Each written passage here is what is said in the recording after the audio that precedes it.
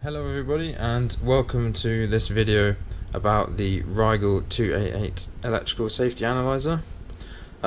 Today we'll run through all the features of this machine, and we will also show you how to create test sequences and set up test codes.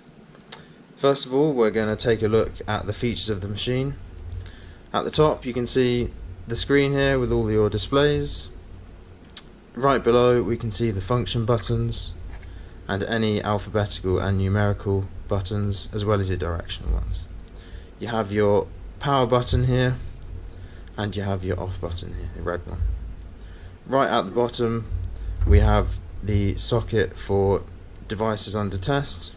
If we look on the other side, you can see we have the cover for the unit, which takes 6 AA batteries. You also have some information on the back here which you can refer to at any time. If we go to the top of the unit here, we've got the inlet socket for power and mains. At the top here we've got the connection for our 10-way applied part box here for testing. To here we've got the IEC test socket, and as we move into the middle, this is an RS232 connection. And on this side here we have our 2 earth bond connections. Okay, we'll turn on the machine. To do that, hold down the button, wait till you hear a beep, and the Rigel sign will come up on the screen.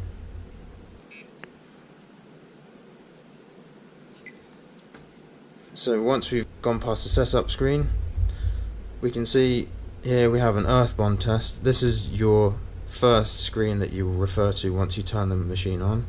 So once you've turned on the machine, this is the screen you will see, and it is the last manual test that you will have selected. Here we have an earth bond test. On the screen here we have a question mark. This allows us to view an image of the test that you can do for the earth bonding, what would happen as the equipment is being tested. F2 allows us to zero any resistance in leads when we're testing for earth bond.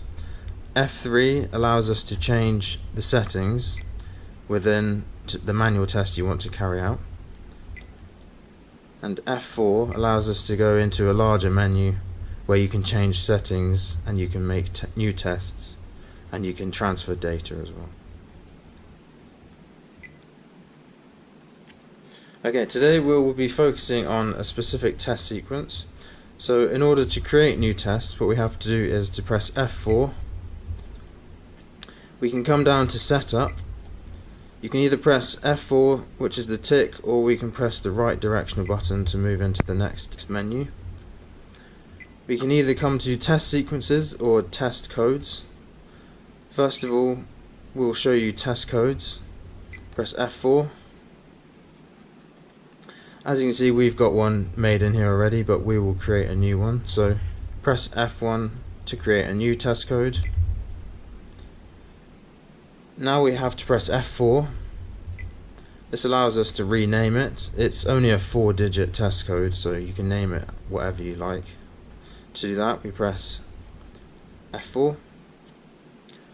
For this example, we can just do 0, 1, 2, 3.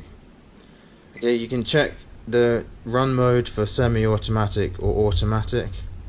If you put it in semi-automatic, you will be prompted to press certain buttons at certain stages of testing, whereas if it's on automatic, it will automatically switch over. Okay, now we're going to create some applied parts. To do this, we will press F1. Next, we will press F2 to create new applied parts. Here you can choose what kind of applied part it is that you want to test. As you can see, we have a number of different selections here on this list. For this example, let's say we're going to do ECG. So we have our applied part types here. We can choose B, BF or CF. So B will have specific requirements for protection against electric shock. BF, which is body floating, so a floating type which is electrically isolated from Earth, will have higher degrees of protection, but CF will have the highest degree because it will be connected directly to the heart. You can have different variations of connections. You can have 3, 5 or 10 lead. For this example we'll choose 5. Press F4. Next you might want to add another applied part. This could be SpO2 for example. It could be that this is BF, it could be CF, it could be that it's within a module that will be the same type. For this example we'll do BF. There'll be one patient connection and we press F4. Once you're happy with all your applied parts, you can press F4. Press F4 again to carry on. Okay, now we may want to add a test sequence to this, so we can press F1. We can change the class of the equipment, and we can change the testing standard as well. As you can see, we have 60601 and 62353.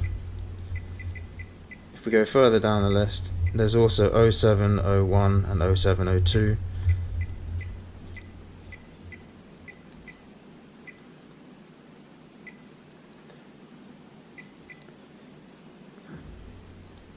So I'll explain a little bit about 60601. It was originally a manufacturer's test to put equipment in strenuous situations, also known as destruction testing. It was also used to help manufacturers in the design of equipment, so when equipment was failing during the testing they could make amendments to make it safer. 62353 was a later standard that came along.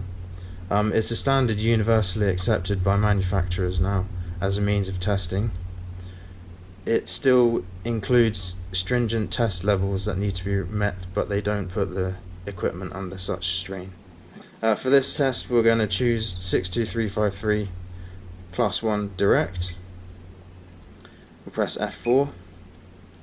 So I'll explain a little bit about class 1 as well. So class 1 equipment is protectively earthed equipment, and it's likely to have 2 fuses, and the enclosure has to be protectively earthed.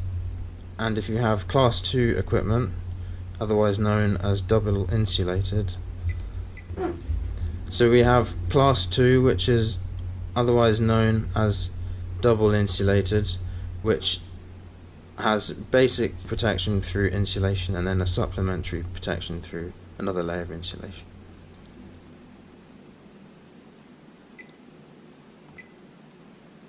Okay, once we're happy with that we can go back,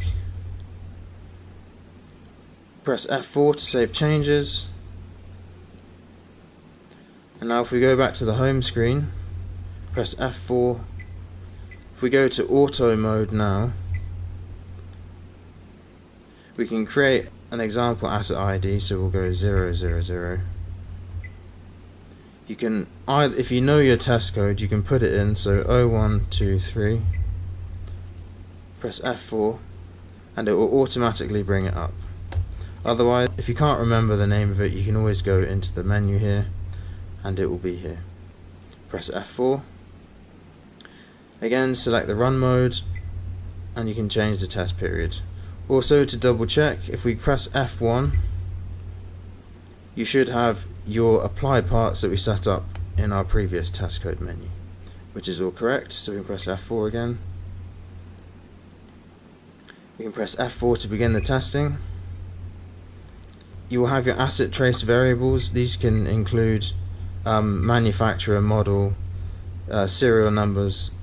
On our menu we just have site and location.